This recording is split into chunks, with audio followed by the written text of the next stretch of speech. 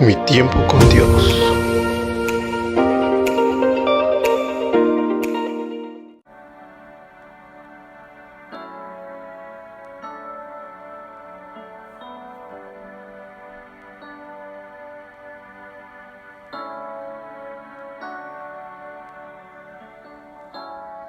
Buenos días, hermanos y hermanas. Les saludamos desde Mi Tiempo con Dios, un espacio de la Iglesia Cristiana La Roca de Betel.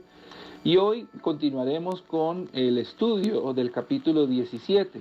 La última vez leímos los versículos 1 al 6, pero hoy leeremos de los versículos 7 al versículo 18. Versículo 7 al versículo 18 del capítulo 17 del libro de Apocalipsis. Le invito a que por favor me ayude con la lectura de estos versículos desde su Biblia, su tablet, su computador o lo que tenga a su mano. Dice así, versículo 7. El versículo 6 termina Juan diciendo, al ver la mujer y la bestia, dice, al verla quedé muy asombrado. Y en el versículo 7 continúa, pero el ángel me dijo, ¿por qué te asombras? Yo te voy a decir cuál es el misterio de la mujer y de la bestia en que viene. La bestia de 7 cabezas y 10 cuernos. La bestia que has visto era pero ya no es, y está a punto de subir del abismo para ir a la perdición. Los habitantes de la tierra, cuyos nombres no están inscritos en el libro de la vida desde la fundación del mundo, se asombrarán al ver que la bestia era y ya no es, pero que reaparecerá. Aquí se verá la mente que tenga sabiduría. Las 7 cabezas son 7 montes sobre los cuales se sienta la mujer, y son también 7 reyes. 5 de ellos ya no reinan. Uno está reinando y el otro aún no ha llegado. Pero cuando venga es preciso que reine algún tiempo. La bestia que era y ya no es también el 8º rey, y es uno de los 7, y va camino a la perdición. Los 10 cuernos que has visto son 10 reyes que aún no han empezado a reinar, pero recibirán autoridad para reinar toda una hora junto con la bestia. El propósito de estos reyes es el mismo, que es el de entregar a la bestia su poder y autoridad. Pelearán contra el Cordero, pero el Cordero los vencerá porque él es el Señor de señores y Rey de reyes, y a los que están con él se les llama elegidos y fieles. Versículo 15. El ángel también me dijo, las aguas que has visto donde está sentada la ramera son multitud de pueblos, naciones y lenguas. Y los 10 cuernos y la bestia que viste aborrecerán a la ramera y la dejarán abandonada y desnuda. Devorarán sus carnes y la quemarán con fuego. Dios ha puesto en el corazón de ellos el ejecutar lo que Él se ha propuesto hacer. Se pondrán de acuerdo y entregarán su reino a la bestia hasta que se cumpla la palabra de Dios. La mujer que has visto es la gran ciudad que reina sobre los reyes de la tierra. Muy bien, entonces tenemos ya los versículos finales del versículo 7 al versículo 18 de Apocalipsis 17, y con lo cual, digamos, de alguna manera concluiremos el asunto de la gran ramera, de la mujer que está sobre la bestia escarlata. El texto entonces nos dice una cosa bien interesante. En el versículo en el versículo 8, la bestia que has visto era pero ya no es, y está a punto de subir del abismo para la perdición de los habitantes de la tierra, cuyos nombres no están inscritos en el libro de la vida desde la fundación del mundo. Se asombrarán al ver que la bestia era y ya no es, pero que aparecerá. Muy interesante entonces ver cómo el texto de alguna manera entonces hace alusión a quienes no están inscritos en el libro de la vida, ¿no?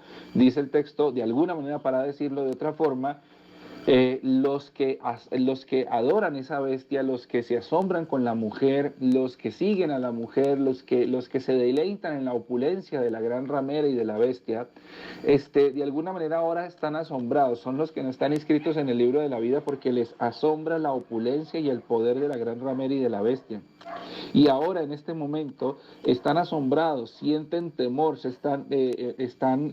sienten estupor, porque la bestia era y ya no es. Es decir, de alguna manera el texto lo que nos está diciendo es que la bestia está perdiendo protagonismo, la bestia está perdiendo poder, la bestia está perdiendo autoridad, está dejando de ser lo que era.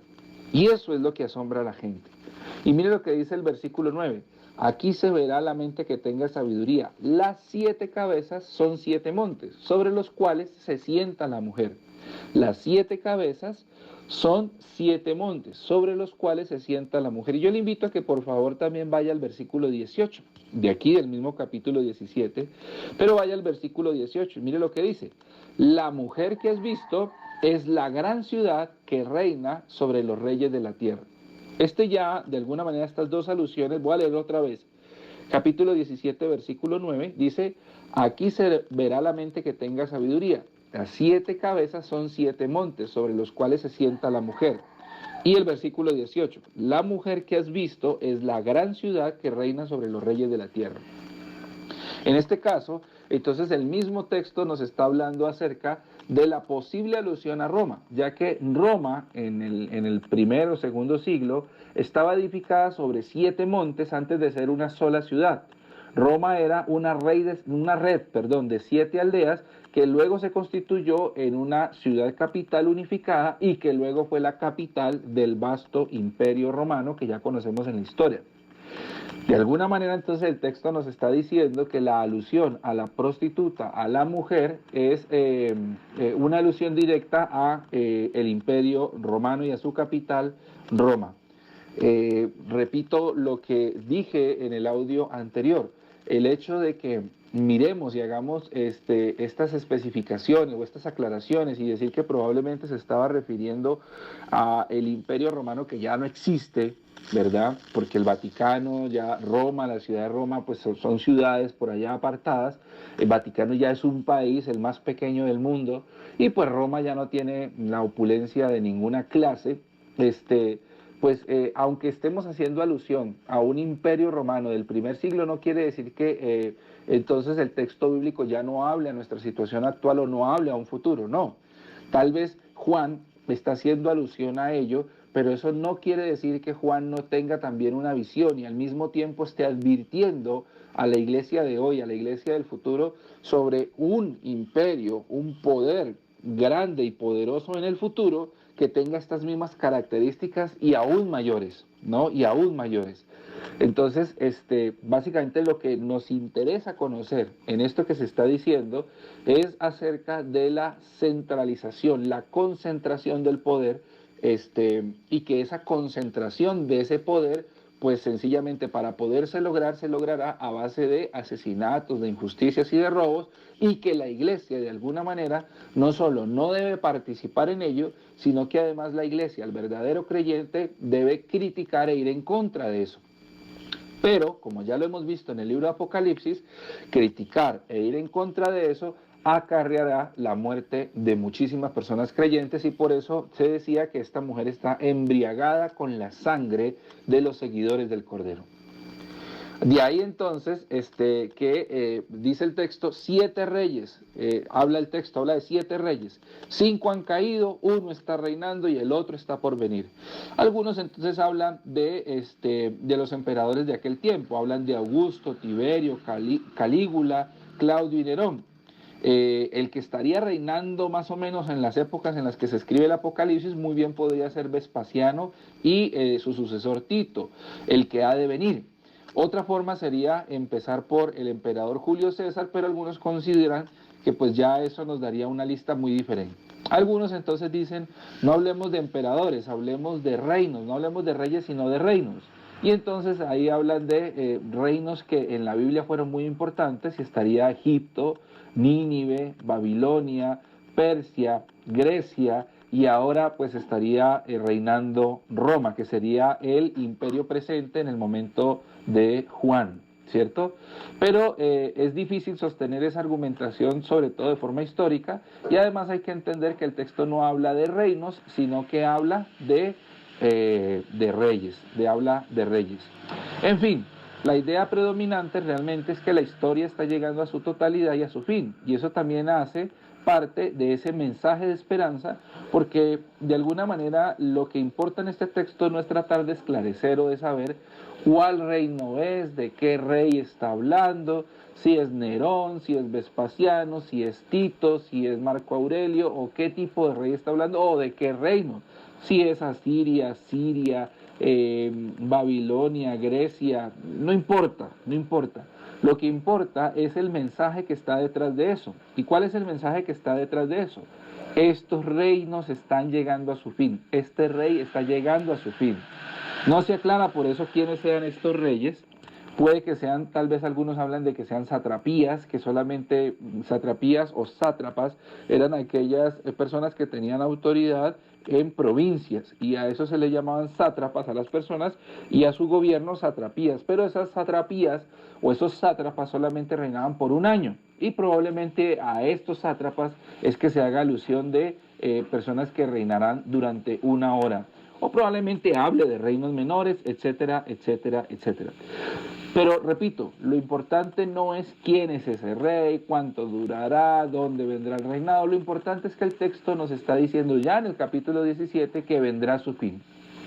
Incluso cuando dice que vendrá otro reino, que reinará un octavo rey, dice, pero reinará por poco tiempo. Lo importante aquí es saber que el poderío, la opulencia ha caído. La gente se asombra ahora de que esa opulencia ya no está. Por eso al final dice el texto que pelearán contra el Cordero, pero el Cordero los vencerá. ¿Y por qué los vencerá?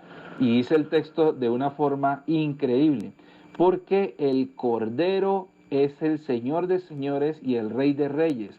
A los que están con él se les llama elegidos y fieles. Miren el contraste que está haciendo el texto bíblico aquí, al decir, miren la opulencia de Roma, sus vestiduras espléndidas, su oro, su plata, toda su crueldad, toda su injusticia, toda su divinización que se autoproclamó, todo está cayendo. Simplemente era espejismos. Por más que duró, finalmente terminó. No importa cuánto haya durado, finalmente acabó. Y tratarán de pelear contra el Cordero, pero la verdad es que el Cordero los vencerá, porque a diferencia de la prostituta, a diferencia del dragón, a diferencia de las bestias, a diferencia, digamos, del emperador, el Cordero es Rey de reyes y Señor de señores.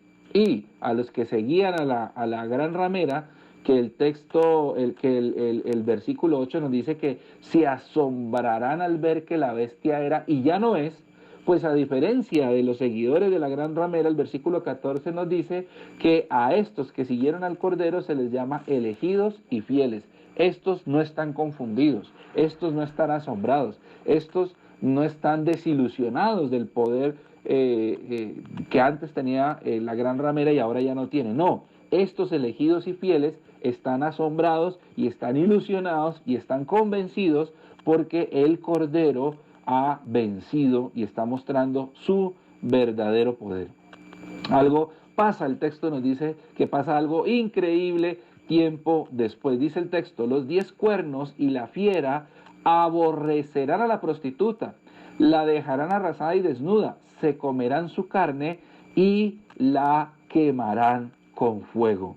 Increíble esto que sucede, porque dice el texto que esos cuernos que simbolizan probablemente reinos, ¿verdad? Dicen el texto, y entonces ahora ya se vendrán en contra los que antes, esos reinos, esos reyes, que antes comían con la gran ramera, que se sentaban en sus banquetes, que la admiraban y que estaban detrás de ella todo el tiempo, dice el texto, ahora la aborrecerán, y se vendrán contra ella misma. Qué horrible final para tanta opulencia, tanto poder, tanto dinero. Esos reyes eran los prostitutos de la prostituta, se podrían decir. Disfrutaron de sus placeres, les servían, compartían su perversión, recibían su poder, aprovechaban su desmesura. Pero en un momento determinado de la historia, en un momento determinado de su reino, pues estos reyes se vienen contra la misma prostituta y la desnudan, comen su carne y la queman. Por eso reinos y la bestia, por eso estos reinos y la misma bestia que han visto la opulencia de Roma quieren también un poco de eso. Es lógico, ¿no? La que antes nos servía de sombrilla y nos daba, pues ahorita ya no queremos que nos dé, ya queremos despojarla, ¿no? Y el mismo amor con que antes la amaban ahora se vuelve odio por el simple deseo de tener lo que ella ha disfrutado. Ahora, bestia y reinos se unen para acabar con su emperatriz.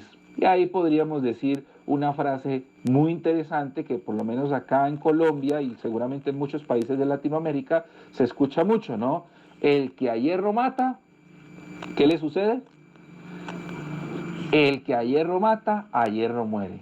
¿Por qué sucede todo esto? ¿Cómo es que de un momento a otro la gran ramera es traicionada por quienes la amaban y le temían? ¿Por qué su propia estrategia se vuelve en contra de la gran ramera? Y eso nos lo responde el versículo 17. Porque Dios le ha puesto en el corazón que lleven a cabo su divino propósito. Por eso y de común acuerdo, ellos entregarán a la bestia el poder que tienen de gobernar hasta que se cumpla la palabra de Dios.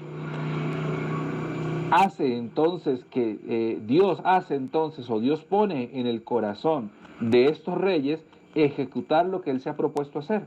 Y se pondrán de acuerdo y entregarán su reino a la bestia hasta que se cumpla las palabras de Dios. Y entonces dice el versículo 18, la mujer que has visto es la gran ciudad que reina sobre los reyes de la tierra, pero que ahora ha caído. ¿Quién es la gran ramera? ¿Quién es la gran prostituta? Bueno, decíamos que muy probablemente para los tiempos de Juan la gran ramera y la gran prostituta pudiera ser Roma. Pero eso no quiere decir que eso ya quedó atrás. Quiere decir que hoy en día y en el futuro muy probablemente también tendremos esos grandes imperios, esos grandes poderes que querrán hacer lo mismo. La gran ramera hoy y siempre puede ser todo aquel sistema, grande o pequeño, que oprime, destruye, asesina, deslegitima y borra la dignidad de los demás. Es aquel sistema que quiere obtenerlo todo pasando por encima de quien sea, negándose, como aquel juez injusto, a respetar a Dios y a respetar a hombre alguno. Que Dios nos dé la sabiduría a nosotros y a nosotras como iglesia, como pueblo de Dios, de entender cuáles son las grandes rameras de nuestros tiempos y entender en los tiempos futuros, cuando esto se cumpla, quién será la gran ramera que en el futuro tendremos que como iglesia combatir y resistir. Que el Señor les bendiga y nos veremos en una próxima oportunidad. Bendiciones.